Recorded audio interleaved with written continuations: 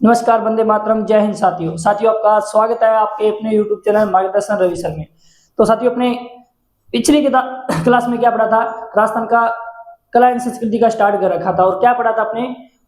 बाबू जी को पढ़ लिया सुख शांति से, गोगा जी को पढ़ लिया, मेहर जी मांगलिया को पढ़ लिया। अब पांचों पीरों में से एक पीर करने जा रहे हैं जिसका नाम है रामदेव जी। बड़े आराम से करवाऊंगा, बड़े विस्तार से करवाऊंगा, साथ साथ में नोट्स बनाते रहना भी, एक भी प्रश्न बाहर नहीं जाएगा, इस चीज की गारंटी है। देखना भाई, पहले लोक देवताओं में रामदेव जी।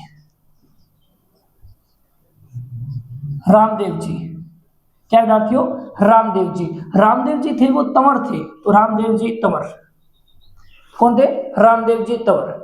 दूसरी बात विद्यार्थियों याद रखना, अब प्रश्न क्या बनेगा? रामदेव जी सीधे सीधे प्रश्न पूछे जाएंगे। रामदेव जी के गुरु का नाम क्या है? रामदेव जी का जन्म कहाँ पे हुआ? रामदेव जी के पिता का नाम क्या है? रामदेव जी की माता का नाम क्या है? फिर इनका जन्म क्या हुआ? उस जन्म को क्या कहते हैं? जिसे बाबा की बीज कहते हैं, है ना? सीधा सीधा प्रश्न पूछा जाएगा। तो पहले तो इनका जन्म विद्यार्थियों याद रखना, जन्म कब होता है? आप कितना सर जन्म होता है? जन्म कहां पर होता है? वो होता है उड़का सुमेर। उड़का समेर शिव तहसील, शिव उड़का समेर गांव, शिव तहसील उड़का समेर गांव, शिव तहसील उड़का समेर गांव, शिव तहसील में इनका क्या होता है? जन्म होता है। और शिव तहसील कहां पर पड़ती है बच्चों? वर्तमान में बाड़मेर में पड़ती है। याद रखना बच्चों, कहां पड़ती है? बाड़मेर में पड़ती है। फिर इनके गुरु का नाम क्या था? आप कहते सर गुरु का नाम क्या नाम था? बालीनाथ था। क्या नाम था बच्चों? बालीनाथ था। फिर दूसरी बात, इन्हें किसका अवतार माना जाता है? विद्यार्थियों इन्हें किसका अवतार माना जाता है? आप कहते सर कृष्ण का अवतार माना जाता है। किसका अवतार? कृष्ण का अवतार माना जाता है। एक विशेष बात कि कृष्ण का अवतार किसे माना जाता है? पाबू जी को माना जाता है। सॉरी, कृष्ण का अवतार किसे माना जाता है? रामदेव जी को माना जाता है। पाबू जी को किसका अवतार माना जाता है? लक्ष्मण का अवतार माना जाता है। किसका भाई? लक्ष्मण का। फिर पूछ लिया जाए विष्णु भगवान का अवतार किसे माना जाता है? तो आप कहते हैं सर देव नारायण जी को माना जाता है। किसे भी? देव नारायण जी को माना जाता है। इनका जो भाई है उनका नाम है बिरमदेव। क्या नाम है? बिरमदेव। क्या नाम तो? बिरमदेव इनका भाई है। अब बताओ कृष्ण का अवतार किसे माना जाता है? रामदेव जी को। कृष्ण के भाई कौन थे? आपको सर बलराम। तो बलराम का अवतार किसे माना जाता है? बिरमदेव को माना जाता है। इन्हें क्या माना जाता है? बलराम का अवतार। विद्यार्थियों याद रखना, बलराम कौन था? श्री कृष्ण के भाई थे। कौन थे? श्री कृष्ण के भाई थे। ठीक है बच्चों।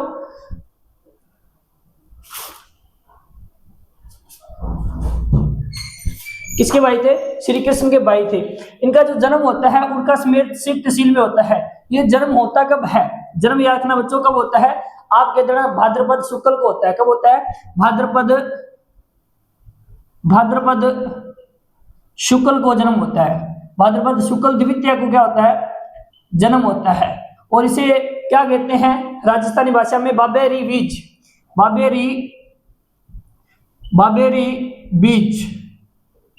क्या कहते हैं बच्चों? बाबेरी बीज भी कहा जाता है।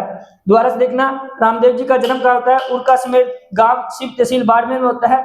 इनके गुरु कौन है? बालीनाथ जी है। और इन्हें खुद को किसका अवतार माना जाता है? रामदेव जी को तो कृष्ण का अवतार माना जाता है। दूसरी बात, इनके भाई कौन थे? तो बिरमदेव, जिन्हें बलराम का अवतार माना जाता है।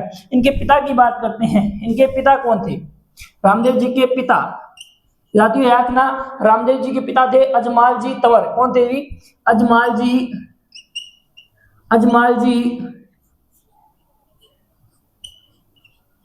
तंवर थे। कौन थे?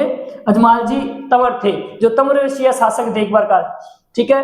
इनकी माता का नाम क्या था? माता का नाम था मेणा दे।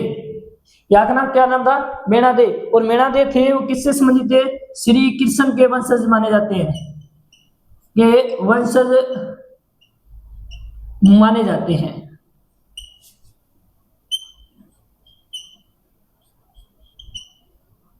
किनके वंशज माने जाते हैं? श्री कृष्ण के वंशज माने जाते हैं।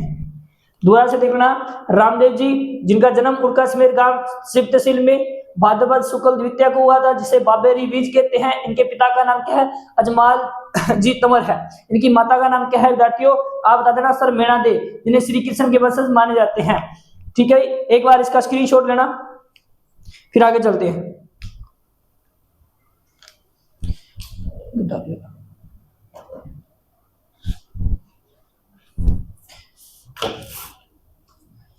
चलो विद्यार्थियों, ठीक है भाई।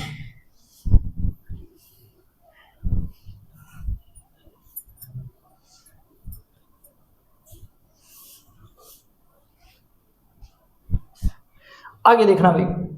अब देखिए दिखाई दे सी है।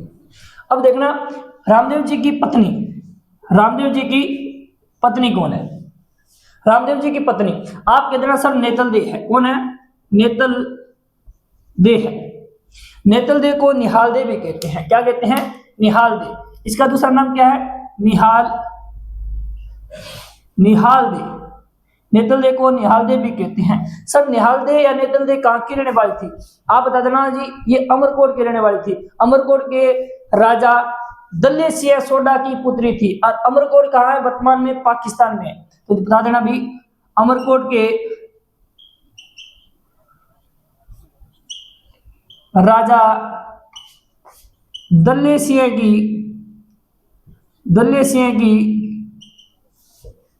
पुत्री थी। कौन थी? दल्ले सिंह की पुत्री थी। अमर सिंह के राजा दल्ले सिंह की पुत्री है या थी कर लेना। अमरकोट वर्तमान में कहाँ है? वर्तमान में पाकिस्तान में हुई। ठीक है, आप सभी को बताया कि रामदेव जी पर्चों के लिए प्रसिद्ध है। इन्होंने उफनते हुए दूध को क्या है? नीचे बिठा दिया था। दूसरी बात, जब अपनी पत्नी यानी कि नेतल दे से शादी करने गए थे, उसमें नेतल दे क्या थी? विकलांग थी, चल नहीं पाती थी। तो इन्होंने सबसे पहले नेतल दे को भी पर्चा दिया था, उफनता हुआ दूध नीचे बिठाया था। और एक दर्जी के पास जो घोड़ा बनाने के लिए दिया था, तो उस दर्जी ने क्या किया? जो अच्छा कपड़ा था वो अपने पास रख लिया और माड़े कपड़े का या घटिया कपड़े का क्या बना दिया? घोड़ा बना दिया। तो उस दर्जी के द्वारा बनाए गए कपड़े के घोड़े को उड़ाया था। ठीक है, तो इस प्रकार इन्होंने क्या दिए थे? पर्चे दिए थे। एक लाखा बंजारा जो मिस्री का व्यापारी था, वो रास्ते में मिला था रामदेव जी से। तो रामदेव जी ने पूछा जी कि इसमें क्या है? तो लाखा बंजारा ने कहा कि इसमें क्या है?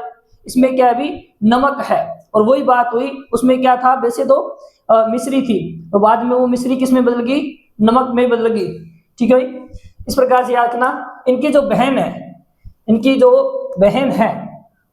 बहन है, उनका नाम क्या है? आप कहते ना सर बहन का नाम क्या है? सुगनाबाई है। सुगनाबाई है। इस सुगनाबाई की शादी किसके साथ हुई थी? विजयराज भाटी के साथ हुई थी। किसके साथ हुई? विजयराज भाटी के साथ हुई थी। किसके साथ है? विजयराज भाटी के साथ हुई थी, जो कहाँ के थे? पुंगलगढ़ बीकानेर के राजा थे। इसके बारे में बताऊं, पुंगलगढ़ बीकानेर के राजा थे। कहां के राजा थे? पुंगलगढ़ बीकानेर के राजा थे। एक बार स्क्रीनशॉट लेना बच्चों फटाफट।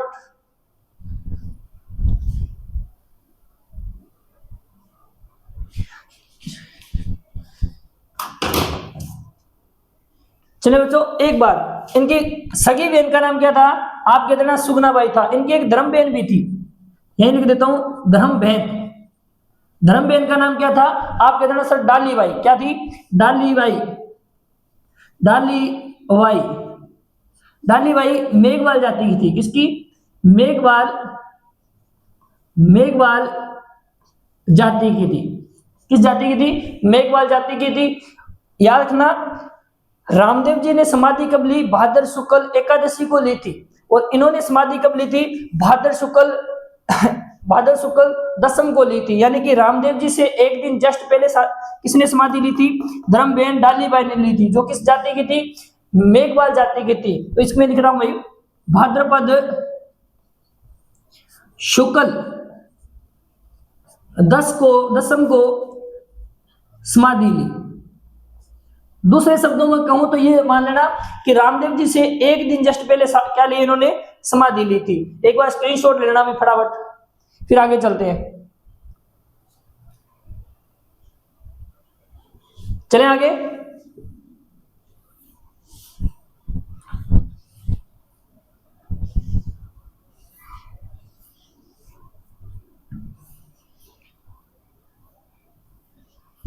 चले भाई,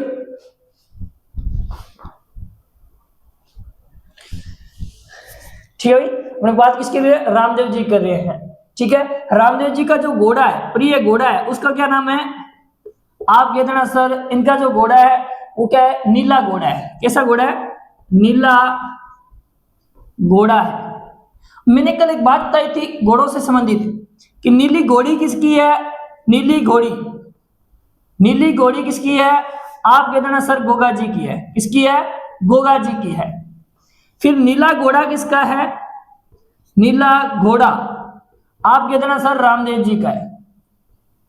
घोड़े वाले बाबा किसे कहते हैं? घोड़े वाले बाबा। और घोड़े वाले बाबा किसे कहते हैं? कर्नल जेम्स टोड को कहते हैं। किसे कहते हैं? कर्नल जेम्स टोड को कहते हैं। किसे कहते हैं? जो कर्नल जेम्स टोड को क्या कहते हैं? घोड़े वाले बाबा कहते हैं। दूसरी बात, नीले घोड़ेरा सवार, नीले घोड़ेरा सवार किसे कहते हैं? महाराणा प्रताप को कहते हैं। नीले घोड़ेरा सवार किसे कहते हैं? महाराणा प्रताप की एक उपाधि है। नीले घोड़ेरा सवार किसकी उपाधि है? प्रताप के घोड़े, महाराणा प्रताप की उपाधि है। पूछ ली जाए महाराणा प्रताप के घोड़े का नाम क्या है, फिर बता देना सर चेतक है। क्या है? चेतक है। तो नीला घोड़ा किसका है? अभी रामदेव जी का है। इनका सहयोगी कौन था? इनका सहयोगी रामदेव जी के सहयोग करने वाला कौन था? हरजी भाटी। आपने भजनों में नाम सुना होगा, हरजी भाटी का बहुत नाम आता है, हरजी भाटी। और यदि आप रामदेव जी की तस्वीर वगैरह देखोगे तो देखना, जैसे रामदेव जी का घोड़ा है, घोड़े के जस्ट पीछे कौन होते हैं? हरजी जी भाटी होते हैं। रामदेव जी की शिष्या कौन थी? शिष्या तो याद बता देना भी, आई माता थी। कौन थी? आई माता। आई माता का मंदिर कहाँ है? बिलाड़ा में है। कहाँ है? बिलाड़ा। आई माता का मंदिर कहाँ है? बिलाड़ा। और बिलाड़ा का पर बच्चों जोधपुर ग्रामीण में है। जोधपुर ग्रामीण में है। कहां पर है? जोधपुर ग्रामीण में है। रामदेव जी ने बच्चों समाधि कब ली? रामदेव जी ने समाधि, रामदेव जी ने समाधि कब ली थी? तो आप बता देना सर, इन्होंने समाधि ली थी रुणेचा में। कब ली थी? भाद्रपद एकादशी, भाद्रपद शुक्ल एकादशी को इन्होंने समाधि ली थी। कब ली थी? भाद्रपद शुक्ल एकादशी को। एकादशी मतलब 11 को। और कहां पर ली थी? रामदेवदा बोल दो या रुणेचा बोल दो, रुणेचा जैसलमेर में इन्होंने क्या ली थी बच्चों? समाधि ली थी। ठीक है, भाद्रपद शुक्ल एकादशी रुणेचा में इन्होंने क्या ली थी बच्चों? समाधि ली थी। ठीक है, ये राजस्थान के एकमात्र लोक देवता है जो कभी भी थे, इसलिए इन्हें राजस्थान के कबीर भी कहते हैं। एक संत भी है जिसका नाम है दादू दियाल, उन्हें भी राजस्थान के क्या कहते हैं? अपने कबीर कहते हैं। तो इसमें नोट करके लिखना एक बात, एकमात्र लोक देवता जो कभी भी थे, क्या थे? एकमात्र लोक देवता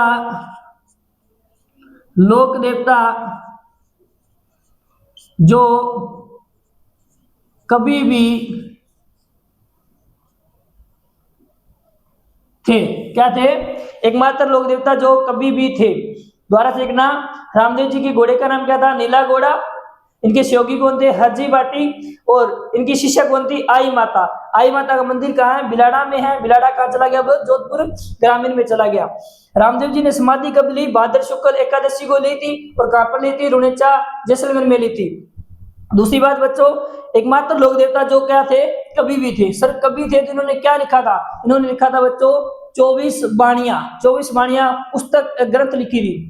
ठीक है, नीला घोड़ा किसका है? रामदेव जी का। और नीली घोड़ी किसकी है? गोगा जी की। नीला घोड़ा किसका है? रामदेव जी का। घोड़े वाले बाबा किसे कहते हैं? कर्नल जेम्स टोड को कहते हैं। नीले घोड़े का सवार किसे कहते हैं? महाराणा प्रताप की उपाधि है। चलिए बच्चों आगे, एक बार स्क्रीनशॉट लेना।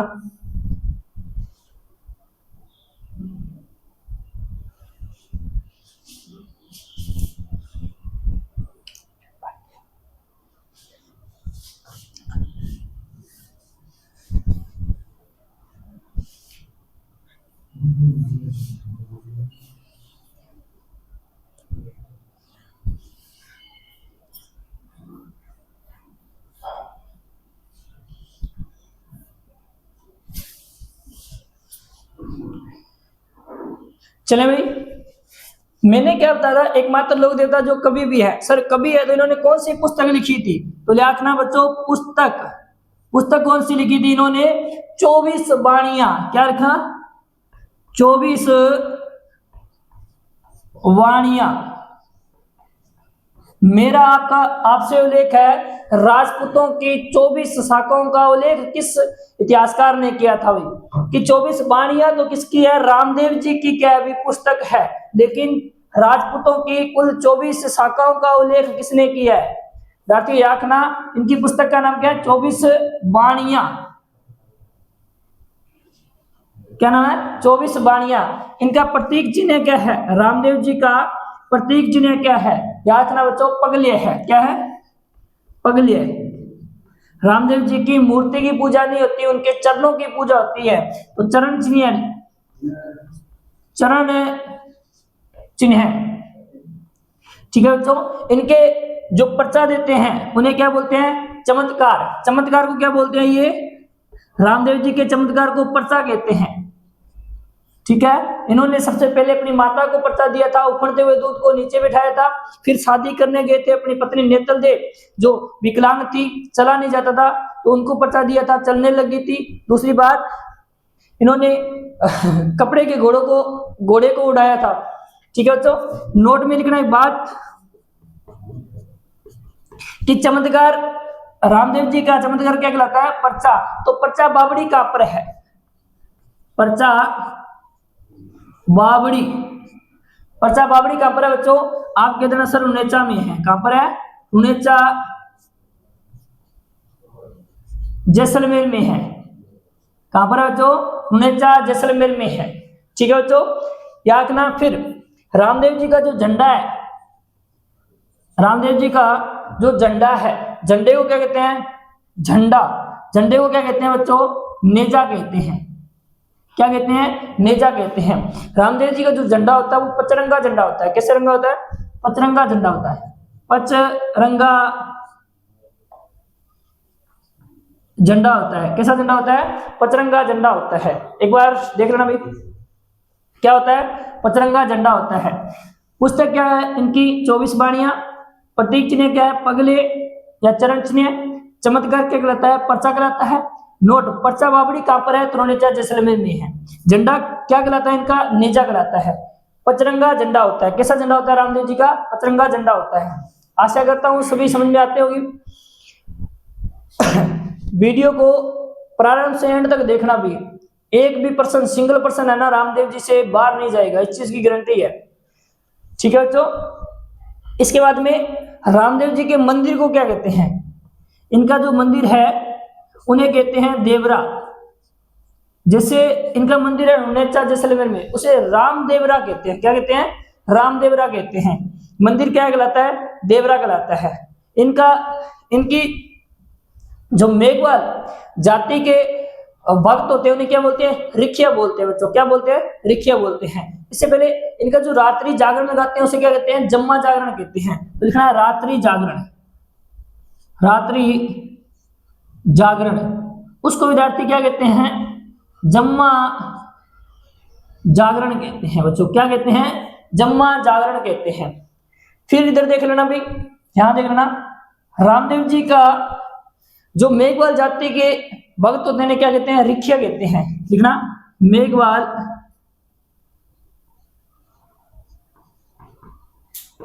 जाति के भक्त क्या कहलाते हैं? रिखिया कहलाते हैं। क्या कहलाते हैं बच्चों? रिखिया कहलाते हैं। फिर अगना इनके जो भक्त होते हैं, भक्त उनको बोल सकते हैं अपने यात्री। भक्त यात्रियों को क्या कहते हैं? भक्त यात्रियों को कहते हैं जात्रु। क्या कहते हैं? जात्रु। तो पैदल यात्री जाते हैं ना, उन्हें बोलते हैं भक्त यात्रियों को जात्रु। इनके मुसेरे भाई कौन थे? मुसेरे भाई आप कहते ना सर हड़बू जी सांकला थे। कौन थे? हड़बू जी सांखला। हड़बू जी सांखला इनके क्या थे? मुसेरे भाई थे। वे क्या थे बच्चों? मुसेरे भाई थे। एक बार स्क्रीनशॉट लेना फटाफट। रामदेव जी की बात कर रहा हूं, इन्होंने 24 वाणियां लिखा। इनका प्रतीक चिन्ह क्या है? पगले है। है ना, रामदेव जी की मूर्ति की पूजा नहीं होती, उनके पगलियों की, उनकी प्रत्येक चिन्ह, इनके प्रत्येक चिन्हों में उनके चरणों की क्या होती है, पूजा होती है। इनके जो चमत्कार है वो क्या कहलाते हैं, पर्चा कहलाते हैं। तो पर्चा बावड़ी कहाँ पर है, तो जैसलमेर में है। कहाँ पर है, जो जैसलमेर में है। इनका जो झंडा है वो क्या कहलाता है, नेजा कहलाता है। कितने रंग का होता है, 5 रंग का होता है। सिर्फ 5 रंग का झंडा हो तो जयपुर रियासत का भी होता है, बिल्कुल। किसका होता है, जयपुर रियासत का भी होता है। मंदिर, इनका मंदिर क्या कहलाता है बच्चों, देवरा कहलाता है। रात्रि जागरण क्या कहलाता है, जम्मा जागरण कहलाता है। क्या कहलाता है, जम्मा जागरण कहलाता है। उधर भी देख सकते हो, मेघवाल जाति के भक्त क्या कहलाते हैं, रिखिया कहलाते हैं। भक्त यात्री क्या कहलाते हैं, जातरू कहलाते हैं। इनके जो मशेरे भाई थे वो कौन थे, हड़बू जी सांखला थे। चले आगे, एक बार स्क्रीनशॉट लेना।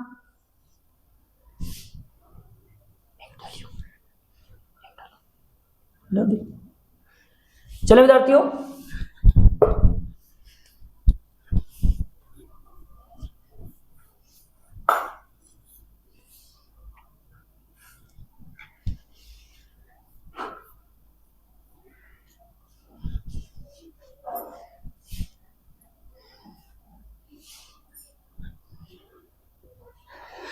चले भाई, अब बात करते हैं रामदेव जी के उपनामों से संबंधित। ये कौन कौन से रामदेव जी के उपनाम हैं। आपके तरह सर रुणेचे राधनी कहते हैं। क्या कहते हैं, रुणेचे राधनी। रुणेचे राधनी किसे कहते हैं, तो रामदेव जी कहते हैं। पीरों रा पीर, पीरों रा पीर किसे कहते हैं, आप कहते हैं सर पीरों का पीर, तो किसे कहते हैं, पीरों का पीर। पीरों रा पीर नहीं, पीरों का पीर। पीरों का पीर किसे कहते हैं, रामदेव जी को कहते हैं। मक्का मदीना से जो पीर आए थे उनको क्या है, भोजन करवाया था, कहते हैं नहीं, भोजन करवाया था। बाद में उन्होंने उपाधि दे दी कि हम तो पीर हैं, आप पीरों के क्या हो, पीर हो। फिर इन्हें रामसा पीर भी कहा जाता है। रामसा पीर, रामसा पीर किसने कहा था, मुस्लिम संप्रदाय ने इन्हें रामसा पीर की उपाधि दी थी। किसने भी, मुस्लिम संप्रदाय ने इन्हें कौन सी उपाधि दी थी, रामसा पीर की उपाधि दी थी। फिर ये आखना बच्चों, हेजा व कुष्ठ निवारक देवता भी कहते हैं इन्हें। क्या कहते हैं, हेजा व कुष्ठ निवारक देवता भी कहते हैं। किन्हीं को भाई, रामदेव जी को। और क्या कहते हैं, सांप्रदायिक सद्भावना वाले भी देवता कहते हैं। क्या कहते हैं बच्चों, सांप्रदायिक सद्भावना वाले लोक देवता।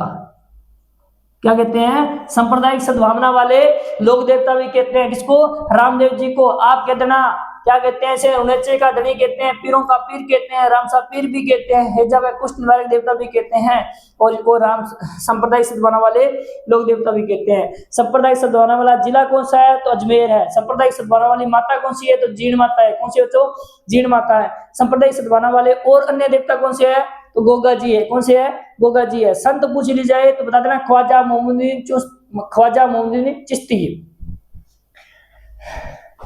एक बार स्क्रीनशॉट लेना भी, ख्वाजा मोहम्मदीन चिश्ती। चले भी आगे, चले विद्यार्थियों, एक बार स्क्रीनशॉट लेना भी। राजाओं का राजा किसे कहते हैं भाई, प्रश्न है आपके सामने। राजाओं का राजा, थोड़ा सा हिंट बता देता हूं, जिसका शासनकाल है 1433 से लेकर 1468 तक। और हिंट बता देता हूं, जो मेवाड़ का शासक है, मेवाड़ का शासक है, आपको मेन कमेंट बॉक्स में बताना है कि वो शासक का नाम क्या है, उस शासक का, जिसे राजाओं का राजा कहते हैं। जैसे पीरों का पीर किसे कहते हैं, रामदेव जी को कहते हैं।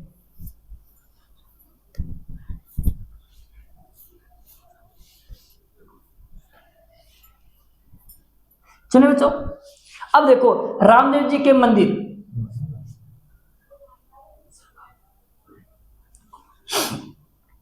रामदेव जी के प्रमुख मंदिर, रामदेव जी के प्रमुख मंदिर, आप बता देना सर प्रमुख मंदिर कितने हैं, 6 है। नहीं, प्रमुख मंदिर तो 3 ही है, अपने एक बात है अन्य मंदिर। अन्य मंदिरों में कर लेना 3। प्रमुख मंदिर कौन कौन से है? जो मुख्य मंदिर है रामदेव जी का, मुख्य मंदिर, विद्यार्थियों मुख्य मंदिर कौन सा है रामदेव जी का? आप बता देना सर, रामदेवरा में है जो, कौन सा है मुख्य मंदिर? रामदेवरा। मुख्य मंदिर कौन सा है? रामदेवरा है। और रामदेवरा क्या है, कहां पर है ये कहां पर है? आप कहते हैं सर रुनेचा में है। रुनेचा कहां है?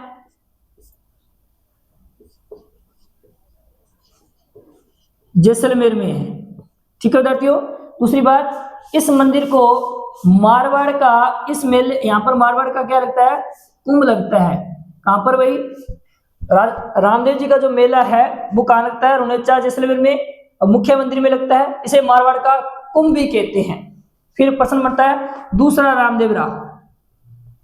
दूसरा रामदेवरा, या आप इसे बोल सकते हैं छोटा रामदेवरा। छोटा रामदेवरा, दूसरा रामदेवरा या छोटा रामदेवरा कहां पर है? तो खुंडियावास है। कहां है? खुंडियावास। खुंडियावास। सर खुंडियावास कहां पर है? आप बता देना। डीडवाना कुचामन में चला गया। वर्तमान में कहां चला गया? डीडवाना कुचामन में चला गया। कहां चला गया बच्चों? डीडवाना कुचामन में चला गया। ये मैंने क्या लिखा है? दूसरा रामदेवरा या छोटा रामदेवरा। छोटा जो रामदेवरा है बच्चों वो कहां पर है? छोटा रामदेवरा, छोटा जो रामदेवरा है ना बच्चों वो है गुजरात में। छोटा रामदेवरा मंदिर कहां है? गुजरात में है। कहां है बच्चों? गुजरात में है। रामदेव जी के अन्य मंदिरों की बात करें तो एक मंदिर तो इनका कहां पर है? मसूरिया पहाड़ी जोधपुर पे है। कहां है? मसूरिया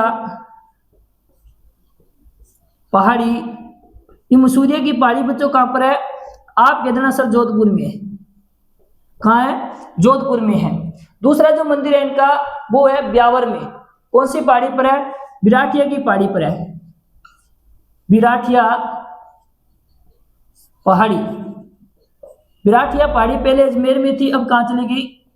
अब ब्यावर में है। पहले ब्यावर अजमेर में थी, अब ब्यावर क्या बन गया? जिला बन गया। एक मंदिर इनका कहां पर है? चित्तौड़गढ़ में है। उस मंदिर का नाम क्या है? सुरता खेड़ा। वो मंदिर कहां बना हुआ है? सुरता खेड़ा में बना हुआ है। और सुरता खेड़ा कहां पड़ता है बच्चों? चित्तौड़ में पड़ता है।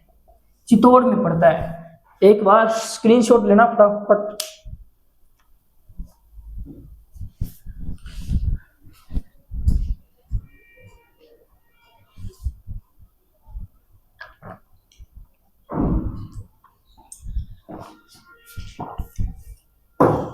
दोबारा से देख लेना भाई। रामदेव जी के मुख्य मंदिरों की बात कर रहे हैं तो मुख्य मंदिर रामदेवरा रुनेचा में है, जहां पर मारवाड़ का मेला जहां पर मेला लगता है जिसे मारवाड़ का कुंभ भी कहते हैं। ठीक है। दूसरा रामदेवरा या छोटा रामदेवरा किसे कहते हैं? खुड़ियावास, डीडवाना कुचामन को कहते हैं। छोटा रामदेवरा तो गुजरात में भी है। कहां पर है? गुजरात में भी है। अन्य मंदिरों की बात करें तो एक तो मंदिर है जोधपुर में, एक मंदिर है ब्यावर में और एक मंदिर है चित्तौड़ में। बाकी आप देख लेना, स्क्रीनशॉट फटाफट स्क्रीनशॉट लेना, फिर आगे चलते हैं। यही बता देता हूं रामदेव जी का मेला कब लगता है? रामदेव जी का मेला भाद्र शुक्ल द्वितीया को प्रारंभ होता है और भाद्र शुक्ल एकादशी तक चलता है। कब चलता है भाई? भाद्रपद रामदेव जी का मेला।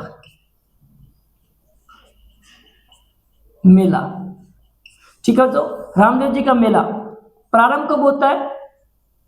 आप कह देना सर भाद्रपद शुक्ल द्वितीय से भाद्रपद शुक्ल एकादशी तक, यानी मैंने 11 से लिख दिया। ठीक है कि रामदेव जी का मेला का प्रारंभ भाद्रपद शुक्ल एकादशी से लेकर भाद्रपद शुक्ल द्वितीय से लेकर भाद्रपद शुक्ल एकादशी तक चलता है। इस भाद्रपद शुक्ल द्वितीय को क्या कहते हैं? बाबेरी बीज भी कहते हैं। राजस्थान में सीधा सा प्रश्न आता है, बाबेरी बीज का संबंध किस लोक देवता से है? ऑप्शन मिलेगा गोगा जी, रामदेव जी और पाबू जी, और मिलेगा मैया जी मांगड़िया। तो आप कर देना सर कौन सा है? कौन है भाई? रामदेव जी है। कौन है? रामदेव जी है। चलिए विद्यार्थियों एक बार स्क्रीनशॉट लेना फटाफट।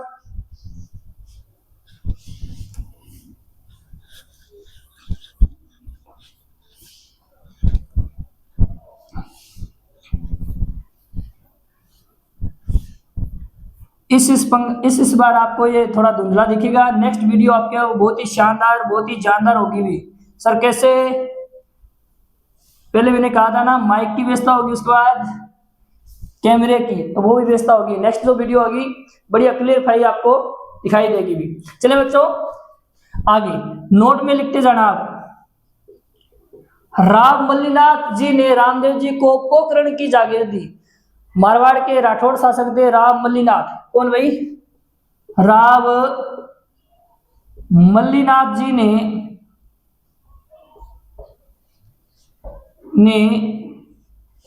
रामदेव जी को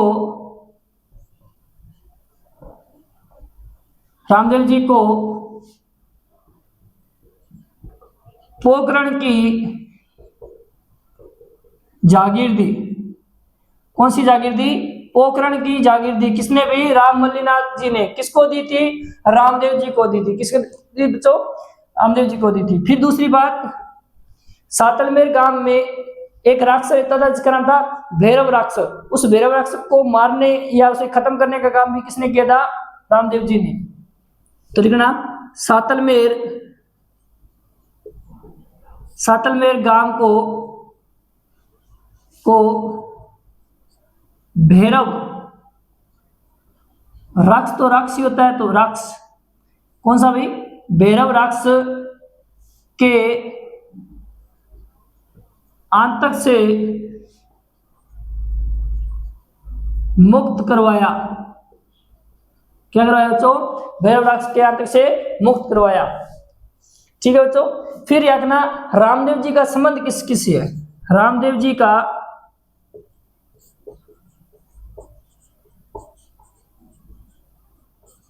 संबंध आप बता देना सर। रामदेव जी का संबंध रतन राय का व लक्की बंजारे से है। किससे?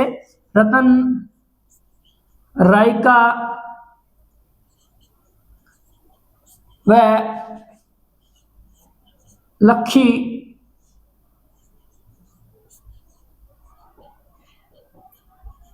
बंजारे से। किससे? लक्की बंजारे से है। दूसरी बात, रामदेव जी ने रुनेचा बसाया। क्या बसाया?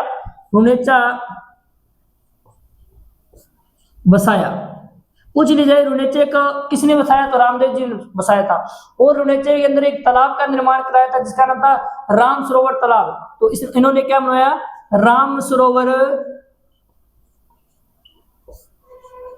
तालाब का निर्माण करवाया बच्चों। क्या करवाया? राम सरोवर तालाब का निर्माण भी करवाया था। ठीक है विद्यार्थियों, एक बार स्क्रीनशॉट लेना फटाफट।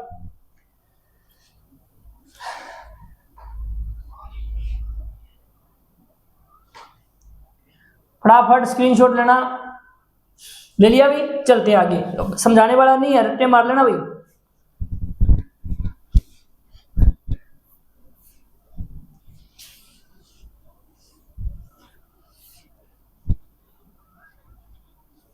विद्यार्थियों याद रखना रामदेव जी के बारे में प्रश्न आता है। सर्वाधिक लंबे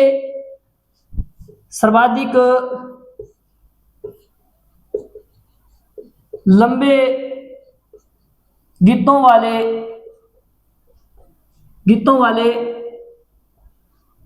लोक देवता। आप कहते ना सर कौन है सर्वाधिक लंबे गीतों वाला देवता? कौन है? रामदेव जी। क्या लोक देवताओं में सर्वाधिक लंबे गीत तो किनके? रामदेव जी की। तो पूछ रहे हैं सर्वाधिक लंबो गीतों वाली लोक देवी कौन है? लोक देवी कौन है? आप कितना सर? जीण माता है। जीण माता के भी लंबे लंबे गीत है। सर्वाधिक लंबे लंबे गीत किसके है? जीण माता के है। ठीक है तो दोनों को याद रखना। सांप्रदायिक सद्भावना वाला देवता किसे कहते हैं? रामदेव जी को कहते हैं। सांप्रदायिक सद्भावना वाली देवी किसे कहते हैं? जीण माता को कहते हैं। सर्वाधिक लंबे गीतों वाला देवता कौन है? रामदेव जी। सर्वाधिक लंबो गीतों वाली देवी कौन सी है? तो जीण माता है। कौन है? जीण माता है। सर्वाधिक गीतों वाला त्योहार कौन सा होता है? नोट में लिखना ये भी। सर्वाधिक गीतों वाला त्योहार, गीतों वाला त्योहार आप कहते हैं सर गणगौर है। कौन सा है? गणगौर। ठीक है भाई, पूछ ले जाए आभूषणों में सर्वाधिक गीत किस पर गाए जाते हैं? मेमद आभूषण।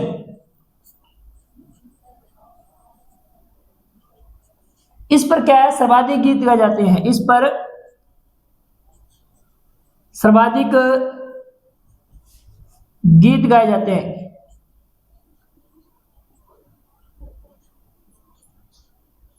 थोड़ा सा देख लेना भाई। तो ये आपने रामदेव जी के बारे में पूरा हो गया। एक बार रामदेव जी की जो फड़ है, रामदेव जी की जो फड़ है वो तंदूरा वाद्य यंत्र के साथ बांधी जाती है। कौन से वाद्य यंत्र के साथ? तंदूरा वाद्य यंत्र के साथ बांधी जाती है। तो ये मैंने रामदेव जी से संबंधित बातें बताई थी, रामदेव जी से संबंधित तथ्य बताए थे। तो आशा करता हूं रामदेव जी कंप्लीट आपको समझ में आया। ठीक है भाई, आगे बात करते हैं अपने हड़बू सांखला की। किसकी बात करते हैं बच्चों? हड़बू सांखला की। चले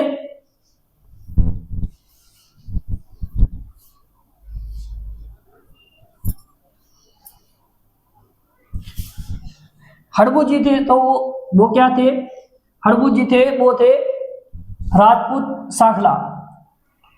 हड़बू जी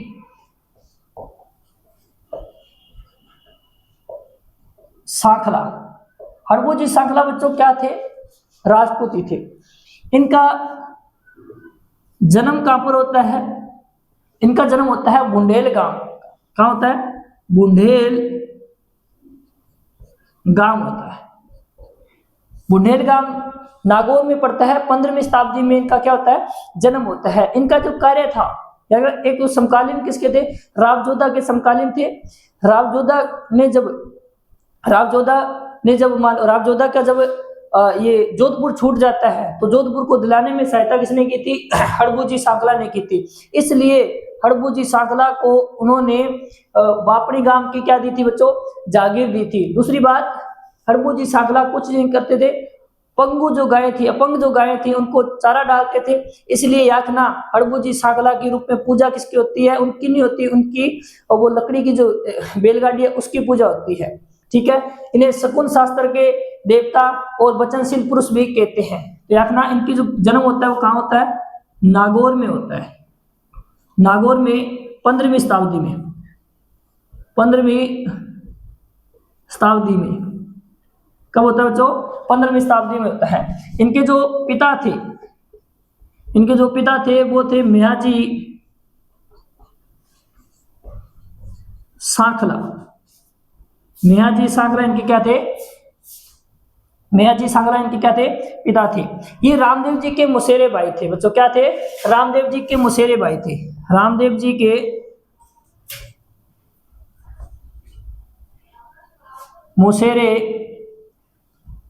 मुसेरे भाई। क्या नाम थे? रामदेव जी के मुसेरे भाई कौन थे? हड़बू जी। जब मैंने रामदेव जी को पढ़ाया था तो मैंने बताया था रामदेव जी किसके मुसेरे भाई है? हड़बू जी के। तो हड़बू जी किसके मुसेरे भाई है? रामदेव जी के। ठीक है बच्चों, फिर याकना इनका उपनाम क्या है? मैंने अभी बताया इनके दो उपनाम हैं। एक तो इन्हें कहते हैं शकुन शास्त्र के देवता, और एक इन्हें कहते हैं वचन सिद्ध पुरुष। क्या कहते हैं? दूसरा जो नाम है इनका वचन सिद्ध पुरुष। वचन सिद्ध पुरुष किसे कहते हैं? दादना भी। किसे कहते हैं? इन्हीं को कहते हैं। इनके गुरु कौन है? मुझे ये बताना, रामदेव जी के गुरु कौन थे? वो इनके गुरु है। रामदेव जी के गुरु थे बालीनाथ जी। कौन है? इनके गुरु भी कौन है? बालीनाथ जी। इनका वाहन क्या है? रामदेव जी का तो क्या था? नीला घोड़ा। इनका वाहन क्या है? सिहार। क्या है बच्चों? सिहार। एक कहावत भी होती है ना सिहार की, 12 वर्ष कुकर जिए 13 वर्ष सिहार, वर्ष 18 क्षत्रिय जिए बाकी जीवन धिकार। ठीक, किसने कहा था भाई? शी जिंगनिंग ने कहा था। किसने कहा था? शी जिंगनिंग ने कहा था। किसकी प्रशंसा में कहा था? आल्ला व उदल की प्रशंसा में कहा था। ठीक है विद्यार्थियों, वाहन कहाँ है? कौन सा होता है? शिहार। ये किनके समकालीन थे? इधर लिखा हूं मैं समकालीन। हड़बूजी सांकला किनके समकालीन थे? आप बता देना सर। राव जोधा के समकालीन थे। किसके? राव जोधा के समकालीन थे। राव जोधा राठौड़ वंश का संस्थापक था, जिसने जिसने जोधपुर शहर की क्या की थी बच्चों? स्थापना की थी। कब की थी? 1459 में की थी। ठीक है। अब राव जोधा ने जोधपुर जब कब्जा कर रखा था, किसने? कुंवर चूड़ा ने कर रखा था। तो उसको दिलाने में महत्वपूर्ण भूमिका किसने निभाई थी? हड़बूजी सांकला ने निभाई थी। हड़बूजी द्वारा इन्हें कटार व विजय का आशीर्वाद दिया गया था। देखना, राव जोधा को हड़बूजी द्वारा कटार व विजय का आशीर्वाद दिया गया। किसका आशीर्वाद दिया गया? हड़बूजी सांकला द्वारा इन्हें कटार व विजय का आशीर्वाद दिया गया था। इसलिए राव जोधा ने खुश होकर हड़बूजी को वेंगटीगाम की क्या दी थी? जागीर दी थी। देखना, राव जोधा ने हड़बूजी को वेंगटीगाम जो विद्यार्थियों कहां पर है? वर्तमान में फलोदी में आता है। कहां पर आता है? फलोदी में। वेंगटीगाम की जागीर दी। किसकी जागीर दी?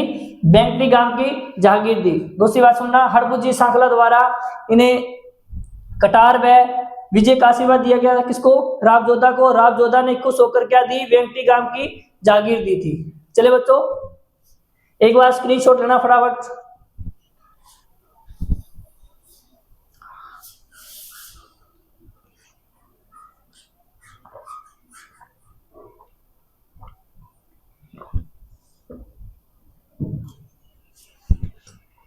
आग सी लग। चले भाई, देखो भाई, हड़बूजी क्या कार्य करते थे? कुछ नहीं, बस गऊओं की सेवा करते थे। और सबसे बड़ी सेवा ये मानी जाती है, गायों की सेवा सबसे बड़ी सेवा मानी जाती है भाई। चलिए विद्यार्थियों, इनका जो कार्य था वो था अपंग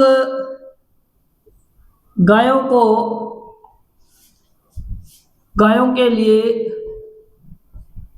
के लिए बैलगाड़ी से चारा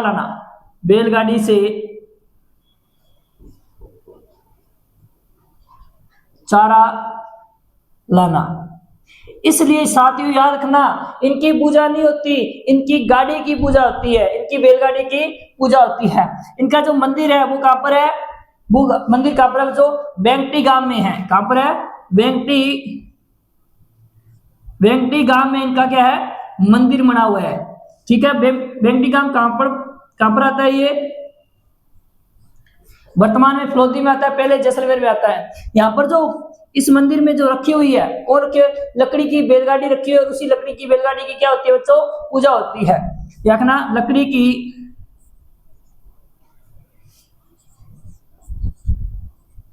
बैलगाड़ी की पूजा।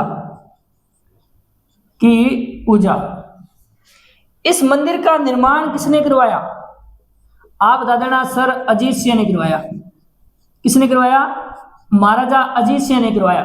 महाराजा अजीत सिंह मारवाड़ के शासक थे। इन्होंने इस मंदिर का निर्माण 1721 ईस्वी में करवाया। बच्चों कब करवाया? 1721 ईस्वी में करवाया था। इस मंदिर पर पर्व कब लगता है? पर्व लगता है चैत्र मास में बच्चों। कब? चैत्र माह में लगता है। पर्व कब लगता है? चैत्र माह में पर्व लगता है। इनके जो पुजारी होते हैं, हड़बूजी सांकला के मंदिर में जो पुजारी होते हैं वो कौन से होते हैं? पुजारी कौन होते हैं बच्चों? याकना सांकला राजपूत होते हैं। कौन होते हैं? सांकला राजपूत। पुजारी कौन होते हैं? सांखला राजपूत इनके क्या होते हैं, पुजारी होते हैं। दूसरी बात बच्चों याद रखना, मैंने क्या बताया, हड़बुजी सांखला का कार्य क्या था, अपंग गायों के लिए बैलगाड़ी से चारा लाना। इनका मंदिर कहाँ है, बेंटी का फलोदी में है। इनकी लकड़ी की बैलगाड़ी का क्या होता है बच्चों, पूजा होती है। दूसरी बात, इस मंदिर का निर्माण महाराजा अजीत सिंह ने करवाया था, 1721 में करवाया था, और महाराजा अजीत सिंह मारवाड़ के शासक थे। इनका मंदिर पे पर्व कब लगता है, चैत्र मास में लगता है। उनके पुजारी क्या कहलाते हैं, तो पुजारी कौन होते हैं मंदिर में, सांखला राजपूत पुजारी होते हैं। विद्यार्थियों यदि आपको ऐसा लग रहा है कि रवि सर मेहनत कर रहे हैं तो वीडियो को लाइक करें, कमेंट करें और चैनल को सब्सक्राइब करें और सभी ग्रुपों में वीडियो को शेयर भी कर देना। धन्यवाद।